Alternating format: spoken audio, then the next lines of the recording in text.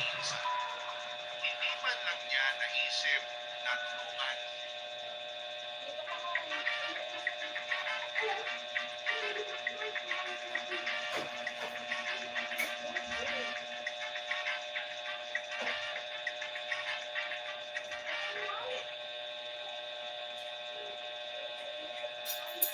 Ang dami na sa kapatid ng oras. Sa negosyo, dapat kailan ang market. Tumatagal pa ang monthly schedule, kaya mas tipid. Sa context na ito, sigurado ako. Tulungan si Kael. Kaya po isang araw ay nakapag-desisyon na ako na i-message yung tatay ni Kael sa Facebook para ipagtapat sa kanya na hindi napupunta sa anak niya yung pera na pinapadala niya kay Jonah. Mabuti na lang at nag-reply siya at sinabi niya na simula sa araw na yon ay sa akin na niya na lamang ipapadala ang sustento para kay Kael. Ang totoo niyan, dapat ay matagal ko nang ginawa ito, Papa Dudu.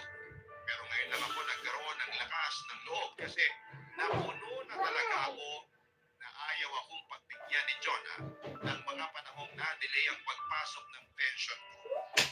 Lumipas ang isang buwan at napansin na ni Jonah na wala na siyang natatanggap na pera mula sa tatay ni Kael.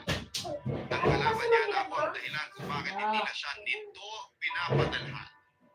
Agad niya akong kinumpronta. Pero ang hindi ko po alam, ng mga panahon na yon ay higit pa pala sa pera yung pagtatalunan namin Kanun. papadudo.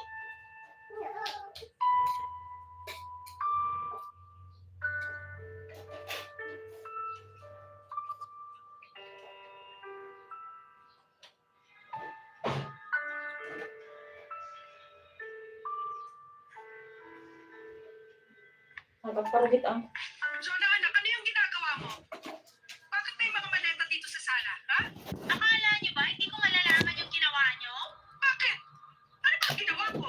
Umunod ka Sinabi to! niyo sa tatay ni Kael na winawaldas ko lang yung perang pinapadala niya sa mga walang kwentang bagay. Bakit hindi ba totoo naman? Oras na para malaman ng tatay ni Kyle na niloloko mo lang siya. Wala kang karapatan na makialam sa personal ko na buhay. Ang sabihin mo, ginawa mo yun dahil gusto mo na sa mapunta yung sustento na para kay Kael. Ganit mo sa pera?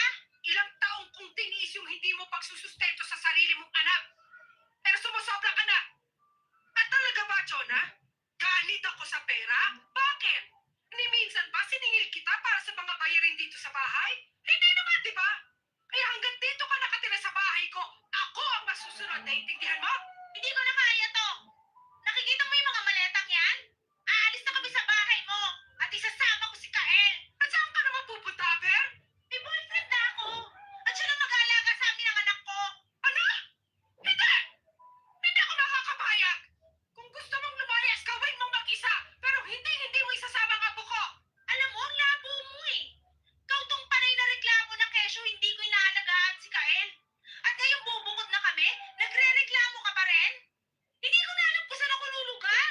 Kasi alam ko walang magandang patutunguhan tong plano mo! Ang boyfriend na sinasabi mo, huhulaan ko, sa bar mo nakilala yan, no? Bihira, kung gusto mo magpakagaga, hindi na kita pipigilan, pero wag na wag mo itataway ang apo ko sa kagagahan mo! Wala ka nang magagawa kasi ako pa rin nanay ni Kael. At ako ang masusunod. Mami! Lola! Bakit kayo nagsisigawan? Kael, kunin mo na yung mga gamit mo. Alis na tayo dito. Bakit? Saan po tayo pupunta? Nakahanap na ako ng magiging daddy mo at lilipat na tayo sa bahay niya. Ano? Ayoko! Ayoko, Mami! Dito lang ako kay Lola! Lola, pigilan mo si Mami, please! Kael, sasama ka sa akin sa ayaw at sa gusto mo. 18 years old na po ako! Ako ang magdidesisyon kung kanino ako sasama! At hindi po ako sasama sa inyo! Dito lang ako kay Lola! Hoy, Kael! Baka nakakalimutan mo na nanay mo pa rin ako. Pero ni minsan, hindi niyo naman ako tinuring na anak eh! Hindi ba ang tingin niyo lang naman sa akin? Isang malaking pagkakamali! Yan ba sinasabi sa'yo ng lola mo? Kita mo na, ha? Binibrainwash at pinag-aaway mo kami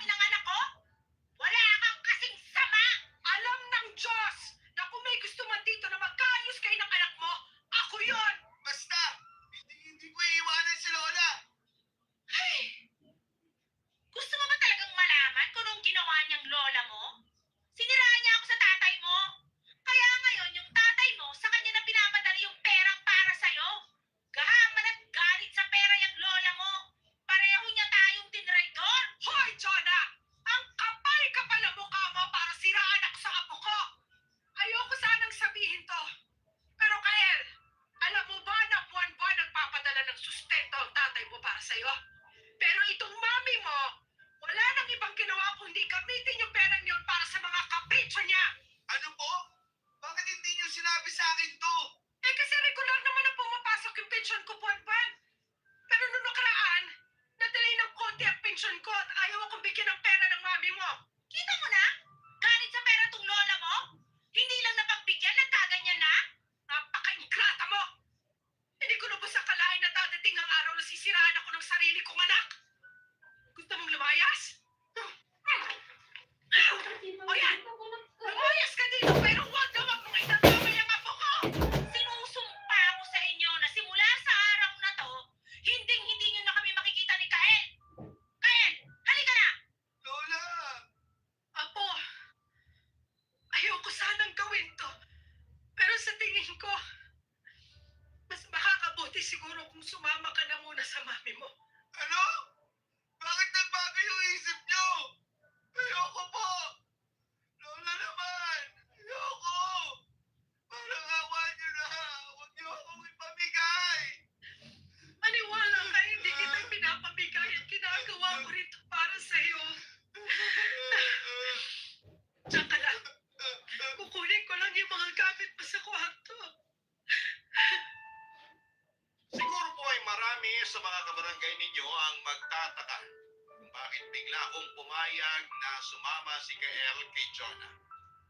Ang totoo po niyan, kahit alam kong immature at irresponsable si Jonah ay hindi po nawala yung kagustuhan ko na magkaayos sila. Kaya kahit masakit po sa akin ang nangyari, tiniis ko na lamang kasi naisip ko na baka eto na yung pagkakataon na makabawi si Jonah sa mga pagkukulang niya kay Kael. Ang totoo po ay iyak ako ng iyak nung umalis sila Jonah at Kael. Hindi po kasi ako sanay na pareho silang wala dito sa bahay. Pero sinabi ko na lamang sa sarili ko na para din ito sa kabubuti ng lahat. Okay. Matanda na si Jonah at oras na para bumukod siya. At siguro'y panahon na rin para kay Kael na magkaroon ng isang kumpletong pamilya. Pero ang totoo niyan, Papa Dudut, hindi ko po kilala yung boyfriend ni Jonah. Ni minsan ay hindi siya ipinakilala sa akin ni Jonah. Kaya hindi ko alam kung anong klaseng tao siya. Pero sigurado po ako na nakilala ni Jonah siya sa isang bar. Kasi yun lang naman ang mga pinupuntahan niya, mga gimikan at inuman. Papadudot alam ng Diyos na araw-araw kong ipinagdarasal na sana'y mabait at maayos yung karelasyon ni Jonah. Kasi alam ko na ang apo kong si Kael ang pinakamaapektuhan sa lahat ng ito. Oo, 18 years old na si Kael, pero alam ko na sa kabila ng edad niya, may mga bagay pa siyang hindi lubos na nauunawaan. Kaya sana huwag sayangin ni Jonah yung pagkakataon na magkasama na sila ni Kael.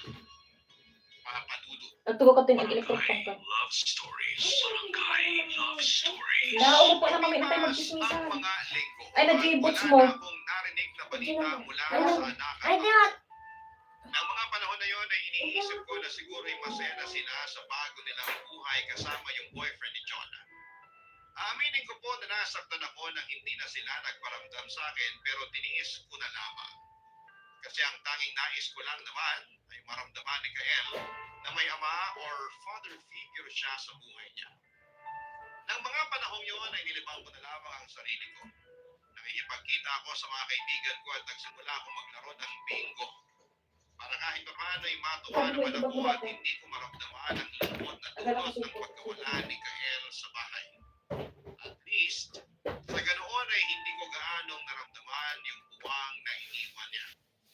Aminin ko rin po, Papadudot, na hindi ko gaanong namimiss si Jonah. Pero yung apo kong si Kael, yun talaga ang namimiss ko. Siguro nga, ganito lang kaming mga lola. Mas malalim ang pagmamahal at pag-aalaga namin sa mga apo namin kesa sa mga anak namin. Tandang-tanda ko pa yung araw na iniyakan Ikatamata karton yung na. mga picture namin ni Kael. Ang sakit-sakit ko sa pakiramdam noon. Kasi ako na ang tumayong nanay at lola niya. Pero may mga bagay talaga akong kailangan